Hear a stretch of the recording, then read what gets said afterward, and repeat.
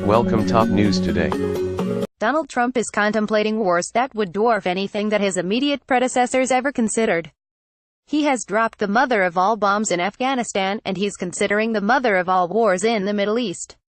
He is abetting Saudi Arabia's devastating war in Yemen. Many evangelicals are welcoming his announcement of U.S. recognition of Jerusalem as the capital of Israel as a sign that the end of days is nigh.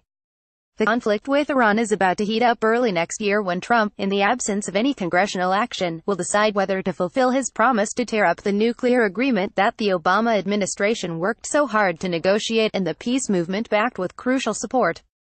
But no war has acquired quite the same apparent inevitability as the conflict with North Korea. Here in Washington, pundits and policymakers are talking about a 3-month window within which the Trump administration can stop North Korea from acquiring the capability to strike U.S. cities with nuclear weapons. That estimate allegedly comes from the CIA, though the messenger is the ever-unreliable John Bolton, the former flamethrower of a U.S. ambassador to the UN. Bolton has used that estimate to make the case for a preemptive attack on North Korea, a plan that Trump has also reportedly taken very seriously. North Korea, too, has announced that war is an established fact. After the most recent U.S.-South Korean military exercises in the region, a spokesperson from the Foreign Ministry in Pyongyang said, "The remaining question now is, when will the war break out?" This aura of inevitability should put prevention of conflict with North Korea at the top of the urgent total list of all international institutions, engaged diplomats, and concerned citizens. A warning about the costs of war may not convince people who want Kim Jong-un and his regime out regardless of consequences, and nearly half of Republicans already support a preemptive strike. But a preliminary estimate of the human, economic, and environmental costs of a war should make enough people think twice, lobby hard against military actions by all sides, and support legislative efforts to prevent Trump from launching a preemptive strike without congressional approval. Such an estimate of the various impacts can also serve as a basis for 3 movements, anti-war, economic justice, and environmental, to come together in opposition to what would set back our causes, and the world at large, for generations to come. It's not the first time the United States has been on the verge of making an extraordinary mistake. Can the costs of the last war help us avoid the next one?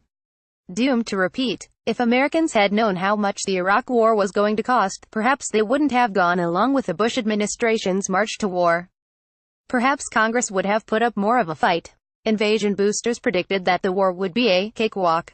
It wasn't. About 25,000 Iraqi civilians died as a result of the initial invasion, and about 2,000 coalition forces died up through 2005. But that was just the beginning.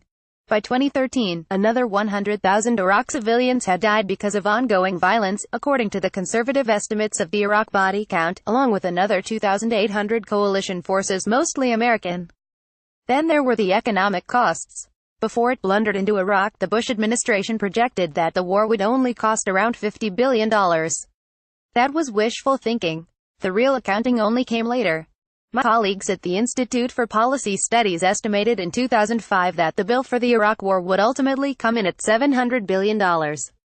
In their 2008 book The $3 Trillion War, Joseph Stiglitz and Linda Bilmes provided an even higher estimate, which they later revised further upwards toward $5 trillion. The body counts and the more accurate economic estimates had a profound impact on how Americans viewed the Iraq War. Public support for the war was around 70% at the time of the 2003 invasion. In 2002, the congressional resolution authorizing military force against Iraq passed the House 296 to 133 and the Senate 7,723. By 2008, however, American voters were supporting Barack Obama's candidacy in part because of his opposition to the invasion. Many of these people who supported the war, a majority of the Senate, former neoconservative Francis Fukuyama, were saying that if they knew in 2003 what they subsequently learned about the war, they would have taken a different position. In 2016, not a few people supported Donald Trump for his purported skepticism about recent U.S. military campaigns. As a Republican presidential candidate, Trump declared the Iraq War a mistake and even pretended that he'd never supported the invasion. It was part of his effort to distance himself from hawks within his own party and the globalists in the Democratic Party. Some libertarians even supported Trump as the anti-war candidate. Trump is now shaping up to be quite the opposite. He is escalating U.S. involvement in Syria, surging in Afghanistan, and expanding the use of drones in the war on terror. But the looming conflict with North Korea is of an entirely different order of magnitude. The anticipated costs are so high that outside of Donald Trump himself, the most resolute of his hawkish followers, and a few overseas supporters like Japan's Shinzo Abe, war remains an unpopular option. And yet, both North Korea and the United States are on a collision course, propelled by the logic of escalation and subject to the errors of miscalculation. By making sure that the probable costs of a war with North Korea are well known, however, it is still possible to persuade the U.S. government to step back from the brink. The human costs a nuclear exchange between the United States and North Korea would go off the charts in terms of lives lost, economies wrecked, and the environment destroyed. In his apocalyptic scenario in the Washington Post, arms control specialist Jeffrey Lewis imagines that, after widespread conventional U.S. bombing of the country, North Korea launches a dozen nuclear weapons at the United States. Despite some errant targeting and a half-effective missile defense system, the attack still manages to kill 1 million people in New York alone and another 300,000 around Washington, D.C. Lewis concludes the Pentagon would make almost no effort to tally the enormous numbers of civilians killed in North Korea by the massive conventional air campaign. But in the end, officials concluded, nearly 2 million Americans, South Koreans, and Japanese had died in the completely avoidable nuclear war of 2019. If North Korea uses nuclear weapons closer to home, the death toll would be much higher, over 2 million dead in Seoul and Tokyo alone, according to a detailed estimate at 38 North. The human costs of a conflict with North Korea would be staggering, even if nuclear weapons never enter the picture and the U.S. homeland never comes under attack. Back in 1994, when Bill Clinton was contemplating a preemptive strike on North Korea, the commander of U.S. forces in South Korea told the president that the result would probably be 1 million dead in and around the Korean peninsula. Today, the Pentagon estimates that 20,000 people would die each day of such a conventional conflict. That's based on the fact that 25 million people live in and around Seoul, which is within distance of North Korea's long-range artillery pieces, 1,000 of which are located just north of the demilitarized zone. The casualties would not just be Korean. There are also about 38,000 U.S. troops stationed in South Korea, plus another 100,000 other Americans living in the country. So, a war just confined to the Korean peninsula would be the equivalent of putting at risk the number of Americans living in a city the size of Syracuse or Waco. And this Pentagon estimate is cautious. The more common forecast is more than 100,000 dead in the first 48 hours. Even this latter number doesn't factor in the use of chemical warheads, in which case the casualties would quickly rise into the millions. Despite some overheated speculation, there is no evidence that North Korea has yet developed biological weapons. In any such war scenario, North Korean civilians would also die in large numbers, just as huge numbers of Iraqi and Afghan civilians died during those conflicts. In a letter solicited by Reps. Ted Lieu DCA and Ruben Gallego Daz, the Joint Chiefs of Staff made clear that a ground invasion would be necessary to locate and destroy all nuclear facilities. That would increase the number of both U.S. and North Korean casualties. Bottom line, even a war limited to conventional weapons and to the Korean peninsula would result in, at minimum, tens of thousands dead and more likely casualties closer to 1 million. Economic costs. It's somewhat more difficult to estimate the economic costs of any conflict on the Korean peninsula. Again, any war involving nuclear weapons would cause incalculable economic damage. So, let's use the more conservative estimate associated with a conventional war that's restricted to Korea alone. Any estimates must take into account the economically advanced nature of South Korean society. According to GDP projections for 2017, South Korea is the 12th largest economy in the world, just behind Russia. Moreover, Northeast Asia is the most economically dynamic region of the world. A war on the Korean peninsula would devastate the economies of China, Japan, and Taiwan as well. The global economy would take a significant hit. Writes Anthony Fensham in The National Interest. A 50% fall in South Korea's GDP could knock a percentage point off global GDP, while there would also be substantial disruptions to trade flows. South Korea is heavily integrated into regional and global manufacturing supply chains, which would be severely disrupted by any major conflict. Capital Economics sees Vietnam as the worst affected, since it sources around 20% of its intermediate goods from South Korea, but China sources over 10%, while a number of other Asian neighbors would be affected. Also consider the additional costs of the refugee flow. Germany alone spent over $20 billion for refugee resettlement in 2016. The outflow from North Korea, a country somewhat more populous than Syria was in 2011, could be likewise in the millions if a civil war erupts, a famine ensues, or the state collapses. China is already building refugee camps on its border with North Korea, just in case. Both China and South Korea have had difficulty accommodating the defector outflow as it is, and that's only around 30,000 in the South and something similar in China. Now let's look at the specific costs to the United States. The cost of military operations in Iraq, Operation Iraqi Freedom and Operation New Dawn, was $815 billion from 2003 to 2015, which includes military operations, reconstruction, training, foreign aid, and veterans' health benefits. In terms of military operations, the United States is up against, on paper, a North Korean army 3 times what Saddam Hussein fielded in 2003. Again, on paper, North Korea has more sophisticated weaponry as well. The soldiers, however, are malnourished, there's a shortage of fuel for the bombers and tanks, and many systems lack spare parts. Pyongyang has pursued a nuclear deterrent in part because it is now at such a disadvantage in terms of conventional weapons compared to South Korea, not to mention U.S. forces in the Pacific. It's therefore possible that an initial assault might yield the same results as the first salvo in the Iraq War. But however brutal the Kim Jong-un regime is, the population would not likely welcome American soldiers with open arms. An insurgency comparable to what took place after the Iraq War would likely arise, which would end up costing the United States even further loss of life and money. But even in the absence of an insurgency, the costs of the military operation will be dwarfed by the costs of reconstruction. Reconstruction costs for South Korea, a major industrialized country, would be much higher than in Iraq or certainly Afghanistan.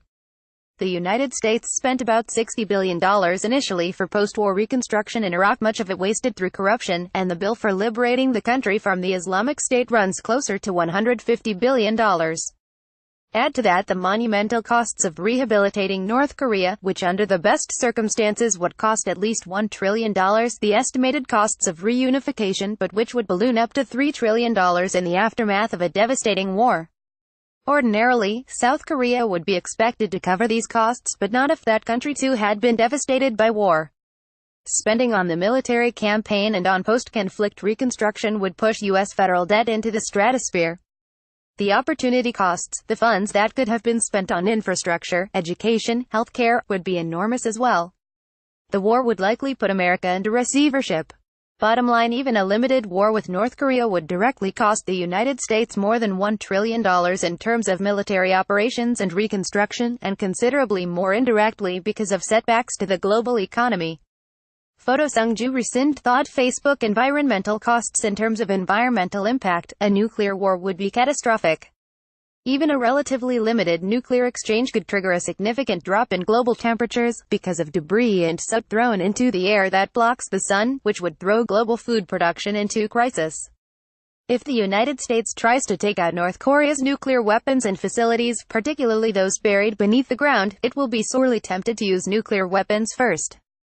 The ability to take out the North Korean nuclear program is limited with conventional weapons, explains retired U.S. Air Force General Sam Gardner. Instead, the Trump administration would turn to hard target kill weapons fired from nuclear submarines near the Korean peninsula. Even if North Korea is unable to retaliate, these preemptive strikes carry their own risks of mass casualties. The release of radiation, or lethal agents, in the case of strikes on chemical weapons repositories, could kill millions and render large tracts of land uninhabitable depending on a number of factors: yield, depth of explosion, weather conditions, according to the Union of Concerned Scientists. Even a conventional war fought exclusively on the Korean peninsula would have devastating environmental consequences. A conventional aerial attack on North Korea, followed by retaliatory strikes against South Korea, would end up contaminating large tracts of territory around energy and chemical complexes and destroy fragile ecosystems such as the biodiversity militarized zone. If North Korea managed to hit any of the 24 nuclear reactors in the South, the radiation effects would be considerable even if meltdown didn't occur, and catastrophic if it did. The use of depleted uranium weapons by the United States, as it did in 2003, would also cause widespread environmental and health damage. Bottom line, any war on the Korean peninsula would have a devastating impact on the environment, but efforts to take out North Korea's nuclear complex or South Korea's nuclear reactors would be potentially catastrophic. preventing war, there would be other costs of war associated with an attack on North Korea. Given the opposition to war of South Korean President Moon Jae-in, the United States would strain its alliance with that country to the breaking point. The Trump administration would deal a blow to international law as well as international institutions such as the United Nations. It would encourage other countries to push diplomacy aside and pursue military solutions in the regions of the world. Even before the Trump administration took office, the costs of war worldwide were unacceptably high. According to the Institute for Economics and Peace, the world spends over $13 trillion a year on conflict, which works out to about 13% of global GDP. If the United States goes to war with North Korea, it will throw all of those calculations out the window. There has never been a war between nuclear powers. There hasn't been an all-out war in such an economically prosperous region for decades. The human, economic, and environmental costs will be staggering. This war isn't inevitable. The North Korean leadership knows that because it faces overwhelming force, any conflict is literally suicidal. The Pentagon also recognizes that, because the risk of casualties to U.S. troops and U.S. allies is so high, a war is not in the U.S. national interest. Secretary of Defense James Mattis acknowledges that a war with North Korea would be no cakewalk and, indeed, would be catastrophic. Even the Trump administration's own strategic review of the North Korean problem didn't include military intervention or regime changes recommendations alongside maximum pressure and diplomatic engagement. Secretary of State Rex Tillerson has recently said that Washington is open to talks with Pyongyang without preconditions, an important shift in negotiating tactics. Perhaps during this holiday season, Donald Trump will be visited by the ghosts of Christmas past and Christmas future. The ghost from the past will remind him once again of the avoidable tragedies of the Iraq War. The ghost from the future will show him the ruined landscape of the Korean Peninsula, the vast cemeteries of the dead, the devastated U.S. economy, and the compromised global environment. As for the ghost of Christmas present, the ghost who carries an empty and rusted scabbard and who represents peace on earth, we are that ghost. It is incumbent on the peace, economic justice, and environmental movements to make ourselves heard, to remind the U.S. president and his hawkish supporters of the costs of any future conflict, to press for diplomatic solutions, and to throw sand in the gears of the war machine. We tried and failed to prevent the Iraq War. We still have a chance to prevent a second Korean War. John Pfeffer is Director of Foreign Policy and Focus and the author of the dystopian novel Splinterlands. Reprinted with permission from Foreign Policy and Focus. Read more by John Pfeffer.